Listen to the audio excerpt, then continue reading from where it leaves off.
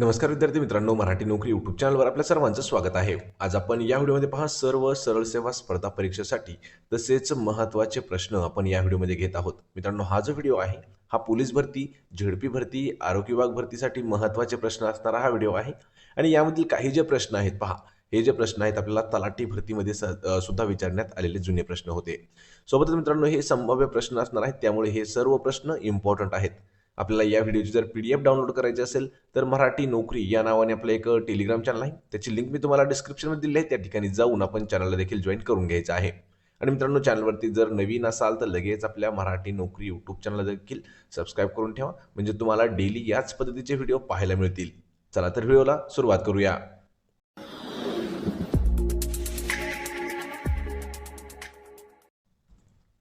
तर पहा, आपला प्रश्न पहिला आहे, अहमदनगर जिल्ह्यामध्ये खालीलपैकी कोणत्या तालुक्यामध्ये स्वातंत्र्य सेनानी सेनापती बापट यांची जन्मभूमी आहे? प्रश्न महत्वाचा आहे.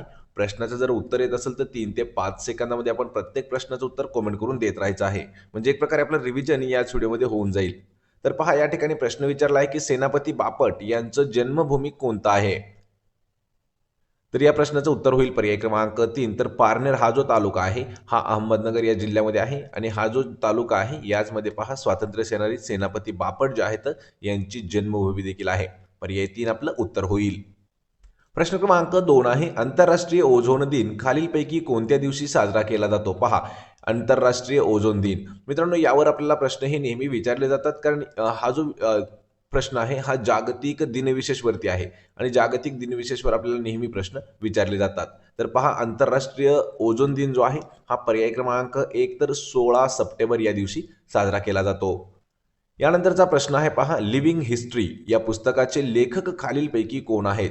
पहा, प्रत्येक परीक्षेसाठी आपल्याला महत्त्वाचा प्रश्न विचारला जातो, पुस्तक आणि त्याचे लेखक. या ठिकाणी आपल्याला पुस्तक दिलेलं आहे लिव्हिंग हिस्ट्री. तर लिव्हिंग हिस्ट्री या पुस्तकाचे लेखक कोण आहेत? याचं उत्तर होईल पर्याय क्रमांक 3 तर हिलरी क्लिंटन या ज्या आहेत, लक्षात ठेवा.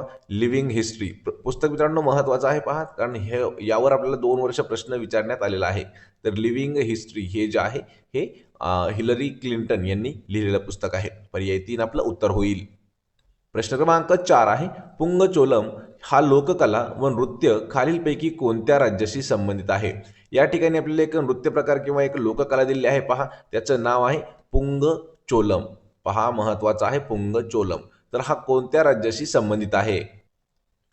आणि या प्रश्नाचं उत्तर होईल पर्याय क्रमांक 4 तर मणिपूर या राज्याशी संबंधित आहे. पहा, पुंगचोलम. पर्याय क्रमांक 4 आपलं योग्य उत्तर असणार आहे.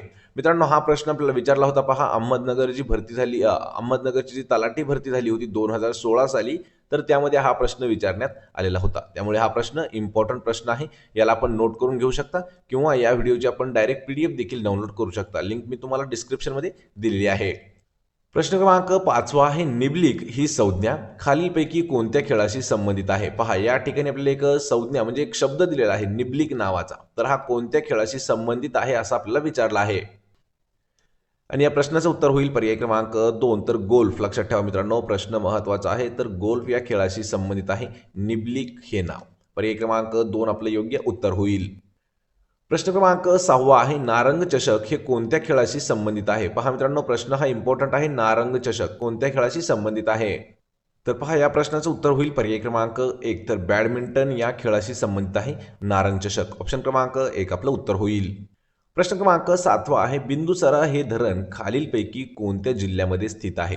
मित्रांनो, यावर आपल्याला 2 वेळा प्रश्न विचारण्यात आलेला आहे, लक्षात ठेवा. त्यापूर्वी आपण या प्रश्नाचं उत्तर पाहू. तर पर्याय क्रमांक 4 तर बीड हा जो जिल्हा आहे, लक्षात ठेवा, बीड या जिल्ह्यावरती जर आपल्याला गावाचं नाव विचारलं तर बीड जिल्हा, बीड तालुका आहे, पाली हे गाव आहे, आणि याच ठिकाणी बिंदुसरा धरण आहे. पर्याय क्रमांक 4 आपलं उत्तर होईल. आणि हा जो प्रश्न आहे एक वेळा आपल्याला बीड पोलीस भरतीसाठी सुद्धा विचारण्यात आला होता, आणि दुसऱ्या वेळेस हा जो प्रश्न आहे हा आपल्याला अहमदनगर तलाठी भरतीसाठी सुद्धा विचारण्यात आलेला होता. तर बिंदुसरा धरण बीडमध्ये आहे. पर्याय 4 आपलं उत्तर असेल. प्रश्न क्रमांक 8 आहे, भारतातील पहिले मुक्त विद्यापीठ खालीलपैकी कोणत्या शहरामध्ये सुरू करण्यात आलेले होते? पहा, ओपन युनिव्हर्सिटी म्हणजेच पहा, भारतातील आपल्या पहिलं मुक्त विद्यापीठ कोणत्या शहरामध्ये सुरू करण्यात आलेलं आहे? मित्रांनो, प्रश्न इम्पॉर्टंट आहे, प्रत्येक प्रश्नाचं उत्तर देत राहा. तर या प्रश्नाचं उत्तर होईल पर्याय क्रमांक 2. तर हैदराबाद या शहरामध्ये भारतातील पहिलं मुक्त विद्यापीठ जे आहे हे सुरू करण्यात आलेलं आहे. पर्याय क्रमांक 2 आपलं उत्तर होईल. प्रश्न क्रमांक 9 आहे, रॅमन मॅग्सेसे पुरस्कार विजेते रजनीकांत आरोळे यांचं गाव आणि कर्मभूमी कोणतं आहे? पहा, या ठिकाणी आपल्याला 2 प्रश्न तयार होतात. तर त्यांना एक पुरस्कार मिळालेला आहे रजनीकांत आरोळे यांना रॅमन मॅग्सेसे. तर ते जे आहेत हे कोणत्या गावाचे आहेत किंवा कोणतं गाव त्यांचं कर्मभूमी आहे, ज्या ठिकाणी त्यांनी लहानाचे मोठं झाले किंवा काही त्या ठिकाणी कार्य केलं असं त्यांचं गाव कोणतं आहे? तर या प्रश्नाचं उत्तर होईल पर्याय क्रमांक 1. तर जामखेड या गावचे आहेत पहा रजनीकांत आरोळे आणि ते जे आहेत मॅग्सेसे पुरस्कार विजेते देखील आहेत. पर्याय 1 आपलं उत्तर होईल. प्रश्न क्रमांक 10 आहे, आर्थर मॅकडोनाल्ड व तकाकी काजिता यांना 2015चे नोबेल पारितोषिक मिळाले होते. तर ते कोणत्या विषयातील योगदानाकरिता त्यांना देण्यात आलं होतं? यावर आपल्याला 2 प्रश्न विचारले जातात. पहा, लक्षात ठेवा, आर्थर मॅकडोनाल्ड आणि तकाकी काजिता यांना कोणत्या क्षेत्रामध्ये पुरस्कार देण्यात आले होते? नोबेल पुरस्कार जे आहेत 2015चे ते कोणत्या क्षेत्रासाठी देण्यात आले होते? लक्षात ठेवायचे, प्रश्न हा इम्पॉर्टंट आहे आणि या प्रश्नाचं उत्तर होईल पर्याय क्रमांक 1. तर भौतिकशास्त्र या विषयातील जे काही महत्त्वाचं योगदान आहे तर त्या योगदानासाठी आर्थर मॅकडोनाल्ड आणि तकाकी काजिता यांना 2015चे नोबेल पारितोषिक देण्यात आले होते. पर्याय 1 आपलं योग्य उत्तर होईल.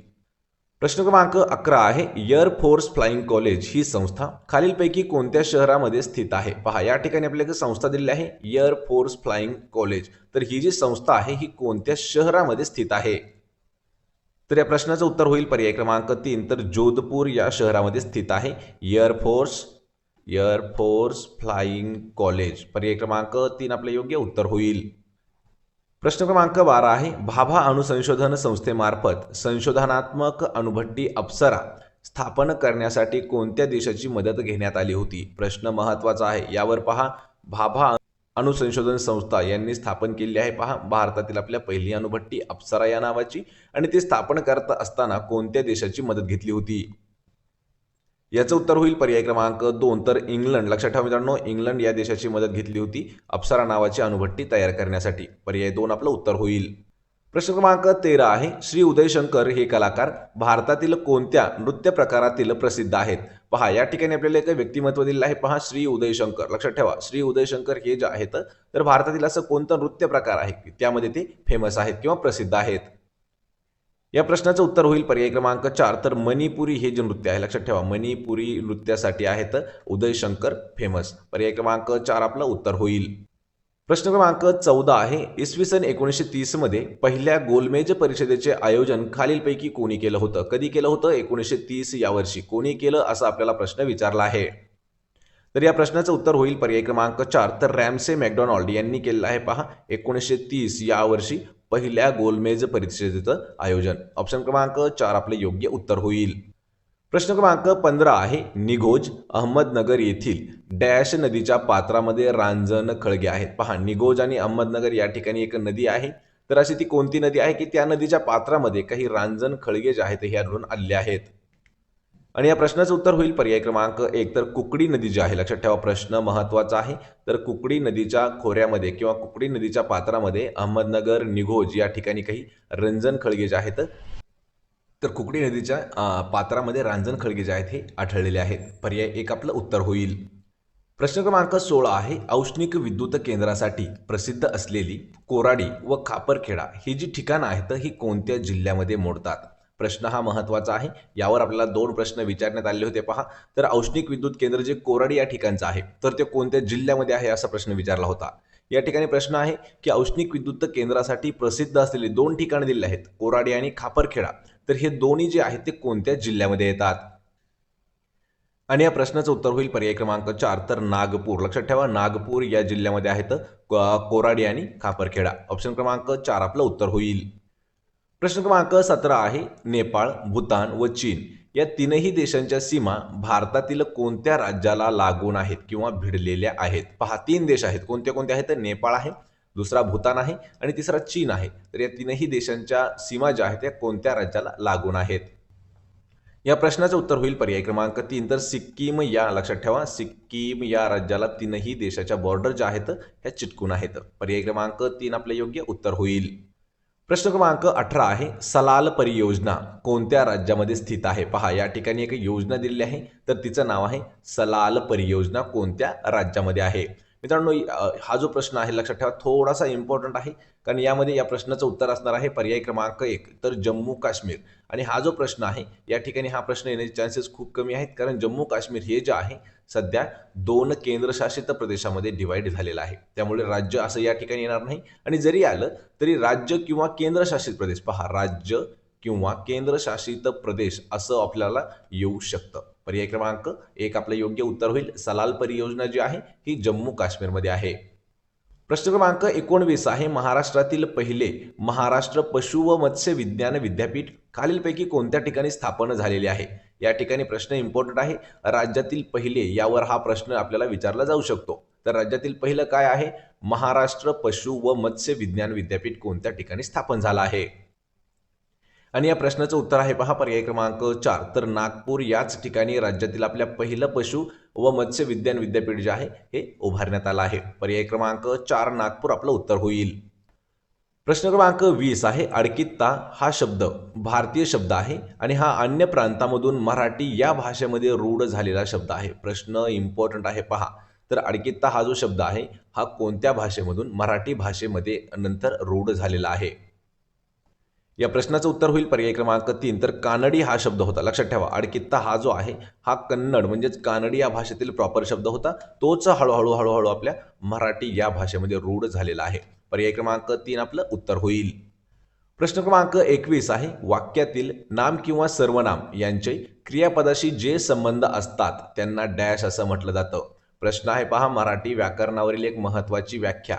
तर व्याख्या परत एकदा ऐका. वाक्यातील नाम किंवा सर्वनाम यांचं क्रियापदाशी जे संबंध असतो तर त्यांना काय म्हटलं जातं? या प्रश्नाचं उत्तर होईल पर्याय क्रमांक 2 त्याला कारकार्थ असं म्हटलं जातं. पर्याय 2 आपलं उत्तर होईल. प्रश्न क्रमांक 22 आहे, फेब्रुवारी 2023 मध्ये वर्ल्ड गव्हर्नमेंट समिटचे आयोजन खालीलपैकी कोणत्या ठिकाणी करण्यात आले आहे? मित्रांनो या व्हिडिओमध्ये पहा 22 ते 26 हे जे 5 प्रश्न असणार आहेत हे प्रॉपर आपण 2023 या वर्षीच्या चालू घडामोडीवर घेतलेले आहेत. म्हणून हे जे प्रश्न आहेत पहा हे सर्व प्रश्न आपल्याला शेवटचे इम्पॉर्टंट असणार आहेत.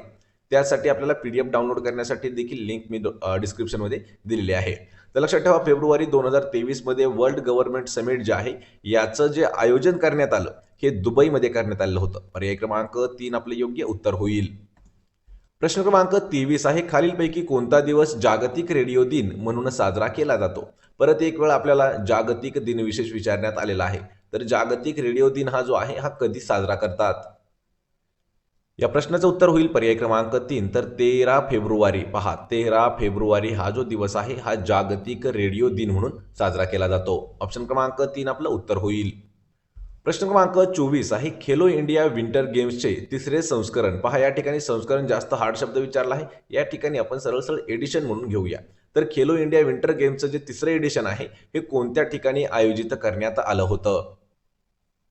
आणि या प्रश्नाचं उत्तर होईल पर्याय क्रमांक 4 तर JK म्हणजे जम्मू काश्मीर या ठिकाणी खेलो इंडिया विंटर गेम्स जे आहे तर त्याचं तिसरं एडिशन आहे, थर्ड एडिशन, ते आयोजित केलं होतं जम्मू काश्मीरमध्ये. पर्याय 4 आपलं योग्य उत्तर होईल. प्रश्न 25 आहे, खालीलपैकी कोणता दिवस आंतरराष्ट्रीय डार्विन दिन म्हणून साजरा केला जातो? पहा आंतरराष्ट्रीय डार्विन दिन. या प्रश्नाचं उत्तर होईल पर्याय क्रमांक 2 तर 12 फेब्रुवारी. लक्षात ठेवा 12 फेब हा जो दिवस आहे या दिवशी आंतरराष्ट्रीय डार्विन दिवस म्हणून साजरा केला जातो. पर्याय 2 आपलं उत्तर होईल. प्रश्न क्रमांक 26 आहे, 12वे जागतिक हिंदी संमेलन खालीलपैकी कोणत्या देशामध्ये आयोजित करण्यात आलं आहे? कितवा आहे लक्षात ठेवा 12वं जागतिक हिंदी संमेलन कोणत्या देशात आयोजित करण्यात आलं आहे? या प्रश्नाचं उत्तर होईल पर्याय क्रमांक 2 तर फिजी या देशामध्ये. लक्षात ठेवा फिजी या देशामध्ये आयोजित करण्यात आलं आहे 12वं जागतिक हिंदी संमेलन. पर्याय 2 आपलं योग्य उत्तर होईल. तर मित्रांनो हे होते पहा 26 महत्त्वाचे प्रश्न. यातील काही प्रश्न जे होते हे आपण घेतलेले होते म्हणजे प्रश्न परीक्षेमध्ये विचारण्यात आले होते. आणि शेवटचे जे आपण 5 क्वेश्चन घेतले आहेत पहा तर ते प्रॉपर आपण करंट अफेअर्सवरती घेतलेले आहेत. आपल्याला जर हा व्हिडिओ आवडला तर व्हिडिओला आपल्याला लाईक करा, मित्रांमध्ये व्हिडिओ शेअर करा आणि आपल्या मराठी नोकरी या यूट्यूब चॅनलला देखील सबस्क्राईब करून ठेवा. म्हणजे तुम्हाला प्रत्येक दिवशी अशाच पद्धतीचे व्हिडिओ मिळतील. तसेच मित्रांनो आपल्याला डेली करंट अफेअर्स आणि महत्त्वाच्या ज्या PDF आहेत प्रत्येक व्हिडिओच्या त्या जर आपल्याला डाउनलोड करायच्या असतील तर जॉईन करायचं आहे आपल्या मराठी नोकरी टेलिग्राम चॅनलला.